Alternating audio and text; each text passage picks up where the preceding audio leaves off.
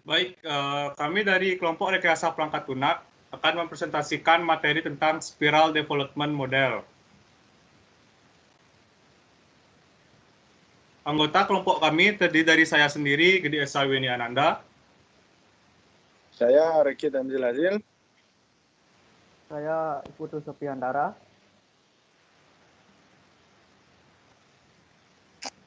Saya Vira Septa Wulandari.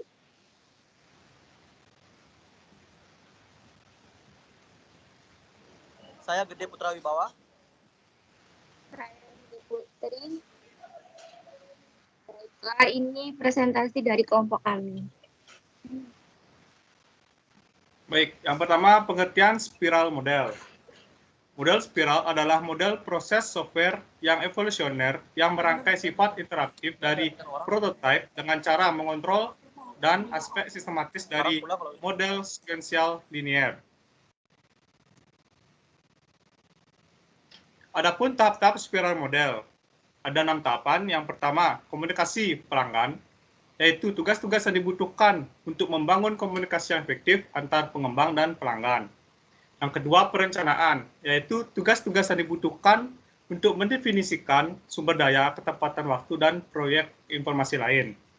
Yang ketiga, analisis risiko, yaitu tugas-tugas yang dibutuhkan untuk menafsir risiko baik manajemen maupun teknis. Yang keempat, perekayasaan, yaitu tugas-tugas yang dibutuhkan untuk membangun suatu atau lebih representasi dari aplikasi. Yang kelima, konstruksi dan peluncuran, yaitu tugas-tugas yang dibutuhkan untuk mengkonstruksi, menguji, memasang, dan memberi pelayanan kepada pemakai. Dan yang terakhir yang keenam, yaitu evaluasi pelanggan, yaitu tugas-tugas yang dibutuhkan untuk memperoleh umpan balik dari pelanggan dengan didasarkan pada evaluasi representasi. Nah, ini gambar dari tahapan spiral model. Untuk penjelasannya ada di slide berikutnya.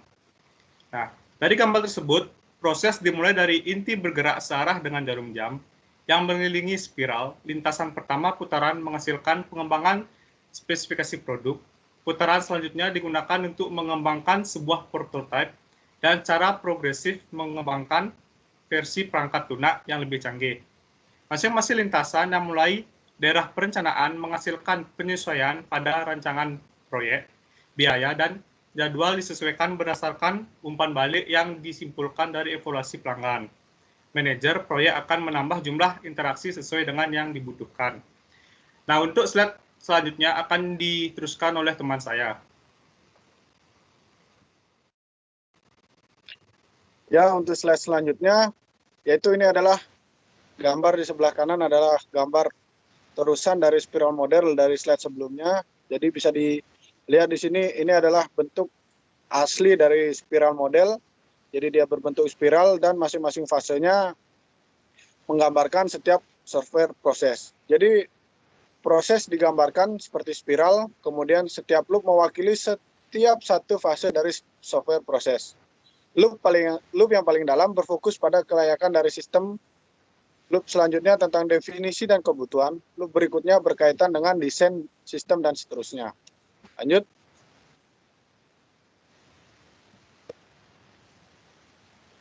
Setiap loop dibagi menjadi beberapa sektor. Yang pertama, objective setting, menentukan tujuan. Menentukan tujuan dari fase yang ditentukan. Batasan-batasan proses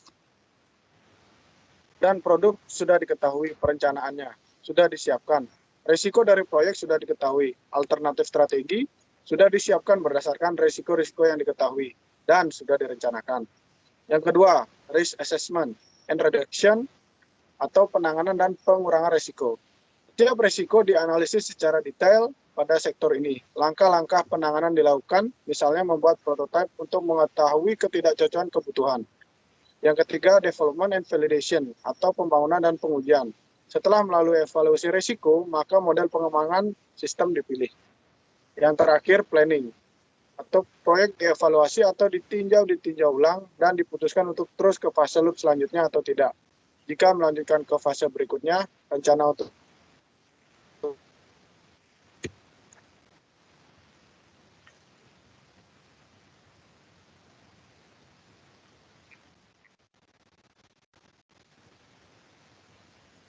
Lanjut. Kemudian ini adalah evolutionary spiral model. Jadi evolutionary proses atau pengembangan bertingkat. Menggabungkan keunggulan prototyping yang bersifat iteratif dan waterfall yang terkendali, memungkinkan dikembangkannya perangkat lunak secara bertahap atau incremental, dan cepat yang bergerak dari versi perangkat lunak yang kurang lengkap menjadi versi yang semakin lengkap. Untuk slide selanjutnya, silahkan dilanjutkan oleh teman saya.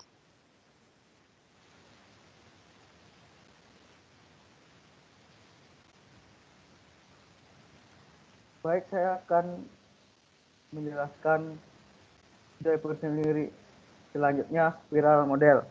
Keuntungan dari spiral model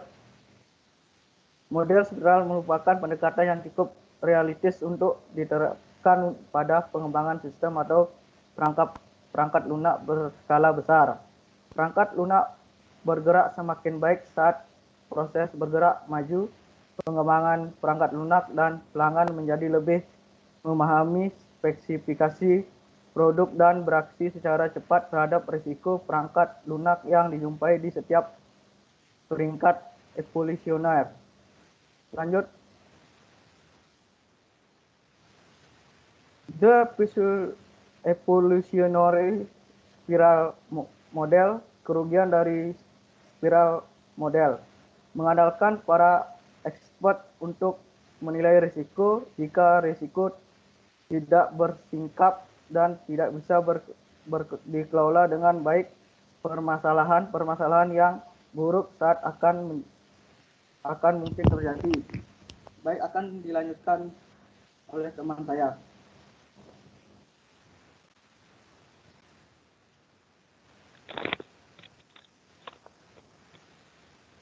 Selanjutnya saya akan menjelaskan perbedaan model spiral.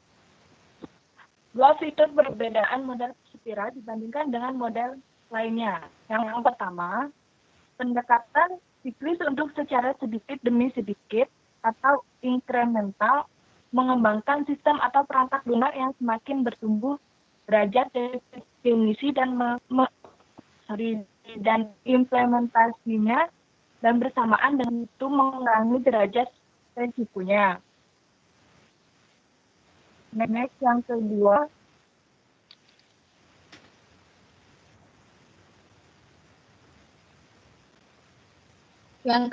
sejumlah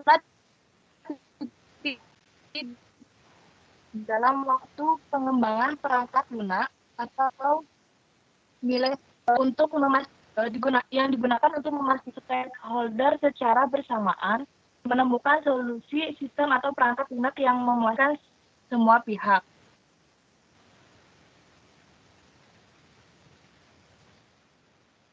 Selanjutnya akan dijelaskan oleh teman saya. Oke, halo. Jadi kali ini adalah the evolutionary spiral model. Bisa dilihat itu gambarnya. Oke, lanjut dulu. Jadi dalam spiral model itu pasti ada kelebihan dan kelemahan. Yang pernah saya bacakan dulu kelebihannya. Jadi di spiral model itu ada kelebihannya, yaitu satu, dapat disesuaikan agar perangkat lunak bisa dipakai selama hidup perangkat lunak komputer. Kedua, lebih cocok untuk pengembangan sistem dan perangkat lunak skala besar. Pengembangan dan pemakai dapat lebih mudah memahami dan bereaksi terhadap risiko setiap tingkat evolusi karena perangkat lunak terus bekerja selama proses. Yang keempat, menggunakan prototipe sebagai mekanisme pengurangan risiko pada setiap keadaan dalam sebuah evolusi produk. Yang kelima, tetap mengikuti langkah-langkah dalam siklus kehidupan klasik dan memasukkannya ke dalam kerangka karya yang iteratif. Yang keenam, membutuhkan pertimbangan langsung terhadap risiko teknis sehingga mengurangi risiko sebelum menjadi permasalahan yang serius. Kali ini saya akan membacakan kelemahannya. Lanjut dulu. Jadi kelemahannya itu cuma ada 3. Yang pertama, sulit untuk meyakinkan pelanggan bahwa pendekatan evolusi ini bisa dikontrol. Yang kedua, memerlukan penaksiran risiko yang masuk akal dan akan menjadi masalah yang serius jika risiko mayor tidak ditemukan dan tidak diatur. Yang ketiga, butuh waktu lama untuk menerapkan paradigma ini menuju kepastian yang absolut. Lanjut lagi.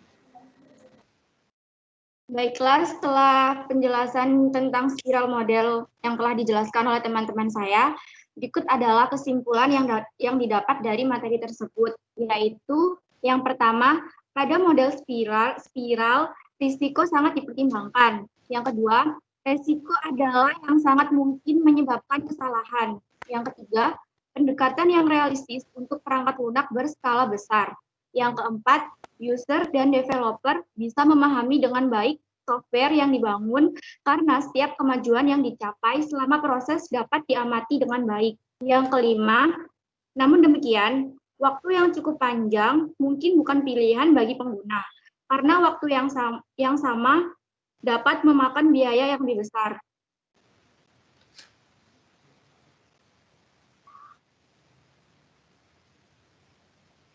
Itu di atas tadi adalah kesimpulan yang dapat diambil dari spiral model. Dan terima kasih atas waktunya. Apabila ada kekurangan dan kekurangan dari kelompok kami, semoga ilmu yang disampaikan dapat bermanfaat. Terima kasih. Selamat malam. Malam. Malam. Malam.